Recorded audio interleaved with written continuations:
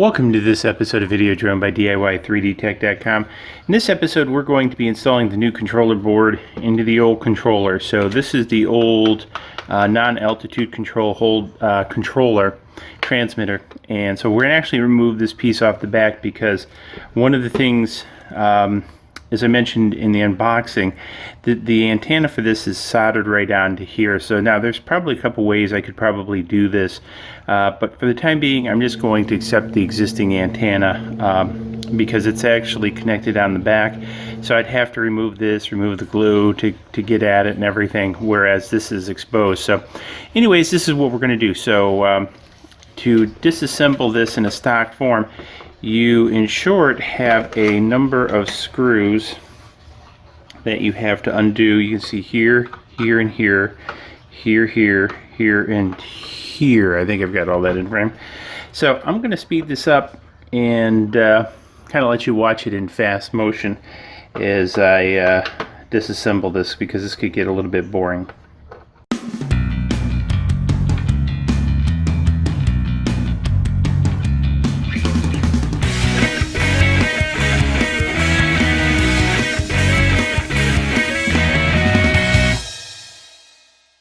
Okay, so now that we got this open, one of the things I'm going to have to do is desolder these two wires from the back here. So I'm going to jump over to my soldering station and do this real quick. Since just two wires, I'm not going to show that, so I'll be back in a quick second. Okay, so I've desoldered this from the back. Now we need to remove, there's a number of screws here, I believe here, and then across the bottom there are 4. So again, I'm going to speed this up not to bore you, but that's the basic principle.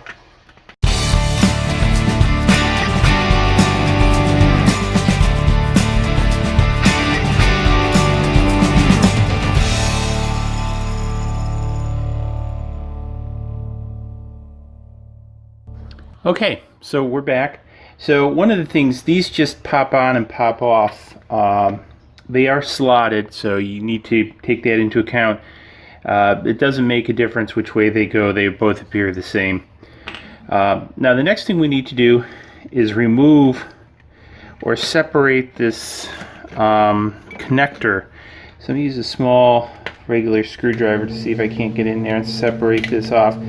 This is for the LCD screen in the front. So as you can see here, the LCD screen. Now some of the buttons and things will fall off. These are kind of a little bit of a bear to get back in, but that's okay. So you have your rocker tabs here for your trims, and so that's all set. So now what we need to do is go ahead and place these on top of these connectors and push them on. Remember, they're a little bit, they're tabbed, or they're notched. I don't know if I say really notched, they're kind of rectangular shaped and they go on there. And then now you see we have the controllers here. And then what we need to do is plug back in our LCD display. So go this way.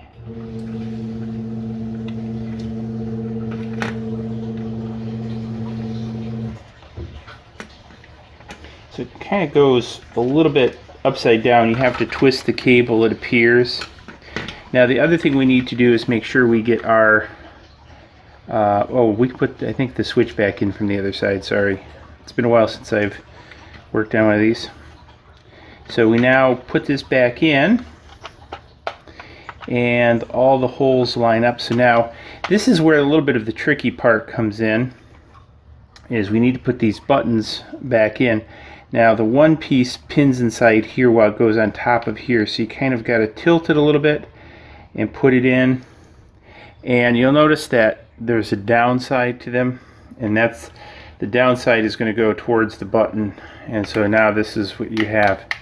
So now what I'm going to do is I'm going to try something, because the sticks stick out, pardon the pun.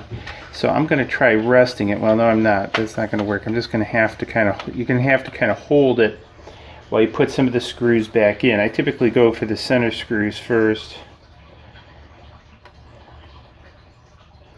Now this screwdriver here is actually, that came with the kit, a very nice screwdriver. I've been impressed with this.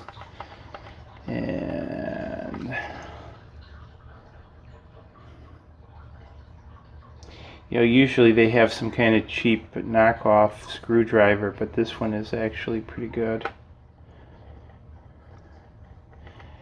Because a lot of times, you know, with the hardened tip they paint it, but this is actually truly a hardened tip.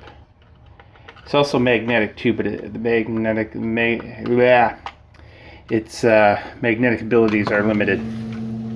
So as you can see here, I don't want to turn it all the way over because I don't want the knobs to fall out, but I think you can see everything's sort of buttoned in there. So what I'm going to do is I'm going to go ahead and I'm going to do the rest of the screws and put the board in to speed it up. Now, one of the things before I do that, if you didn't note, there is a positive and minus on here before you go to wire the batteries back, because that's what I'm going to do. Is after I finish this, I'm going to take it back to the soldering station and wire the power leads back on. But I'm going to go through and do a time lapse of me reinstalling the screws, just so you can kind of get a picture.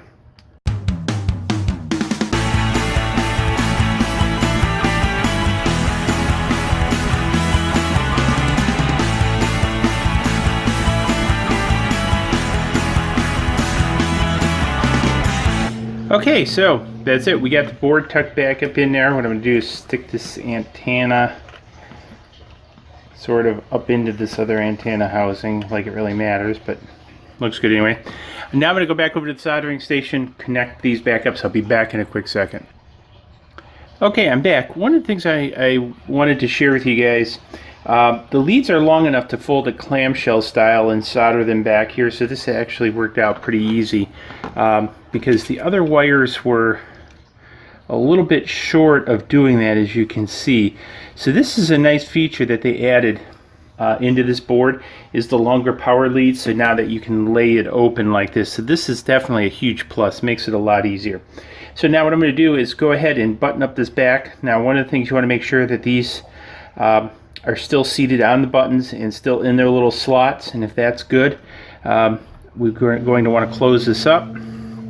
And again, we've got a lot of extra wire. Make sure it's folded up in there and that everything kind of snaps closed. And then what we're going to do is we're going to just drop in a few of these, and I'm going to jump back to a time lapse of screwing these all together.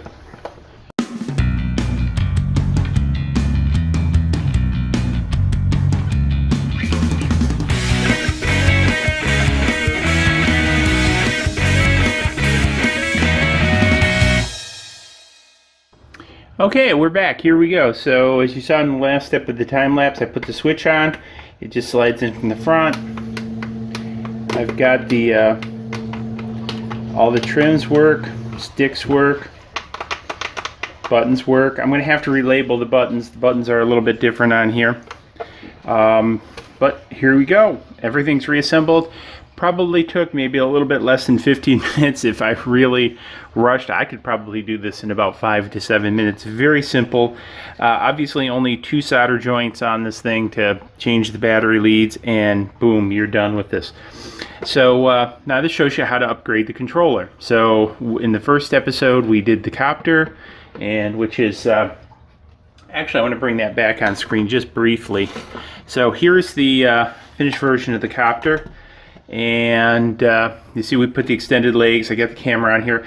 A number of people have been asking about how will this fly, what kind of power it's going to have. So I'm assuming that if you're going to go through the trouble of doing this, you want to fly a camera. So I'm going to fly a GoPro. I'll spit it out, still early in the morning here. Whole build came together very nice. I put the pods on, even though really not necessary. They're empty, and put the props on. One of the other things that I may have not covered in the last are these little hexagon pieces are for the props. They give you 2 sets of them, and they fit inside the prop like that. So in case you lose a set, you have an extra set, because I don't know where you would get these if you lost them. But it's good that they give you 2 sets. Anyways, in the next video, we'll actually put this together, as far as binding, and we'll take it out for a flight and see how it works. So cheers. See you in the next video.